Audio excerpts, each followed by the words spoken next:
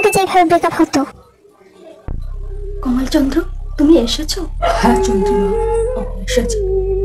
তুমি বলছিলে নাকি আমাদের ভালোবাসা কেউ মেনে নেয়নি, আমাদের প্রেম কেউ মেনে নেয়নি। হ্যাঁ চন্দ্রিমা, তুমি ঠিকই শুনেছ, আমাদের ভালোবাসা কেউ মেনে নেয়নি। কারণ তোমাদের পরিবার আমাদের পরিবার থেকে অনেকটাই ছোট পরিবার। আর আমার পিতা অন্য এক জায়গায় আমার বিবাহ ঠিক করে দিয়েছে। কমলচন্দ্র, আমি তোমাকে ছাড়া বাঁচতে পারবো না।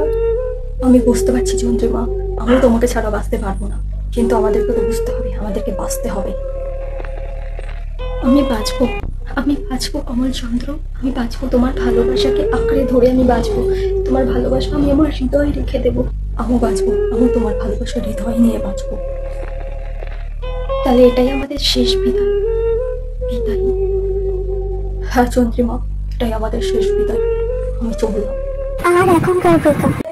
আরে এখন আবার রাহুল কেন ফোন করছে? আমি তোকে বলেছিলাম যে আমাদের ব্রেকআপ হয়ে গেছে, আর আমার কাল বাদে কাল বিয়ে আছে, আর এ এখন ফোন করছে।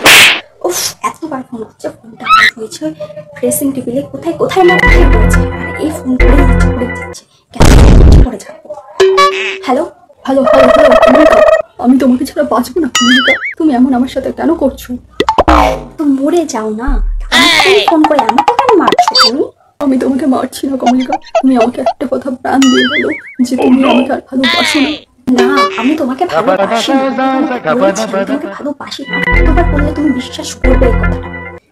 আচ্ছা তুমি বলো, তুমি এই পুরো ফোনটা কি এমন দেখলে যে আমার মতন একটা হ্যান্ডসাম স্মার্ট একটা লোক, এত ধনী একটা ছেলেকে তুমি ছেড়ে দিতে বাধ্য হলে? বুড়ো ভাব, তুমি জানো ও সরকারি চাকরি করে, ওর জন্যই তো আমি বিয়েতে রাজি হয়েছি নাকি? হ্যাঁ, সরকারি চাকরি করে বলে তুমি রাজি হয়েছো?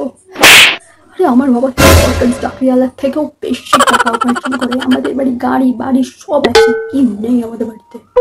তোমার বাবার সম্পত্তি, তোমার বাবার গাড়ি, তোমার বাবার বাড়ি, তোমার বাবার সব আছে, কিন্তু সরকারি চাকরি তো নেই। তোমার সরকারি চাকরি তো নেই, তাহলে নয় ভেবে দেখতে পারতাম। কিন্তু তোমরা তো সরকারি চাকরি করো না, ওর জন্যই আমি এই বিয়েতে রাজি হয়েছি।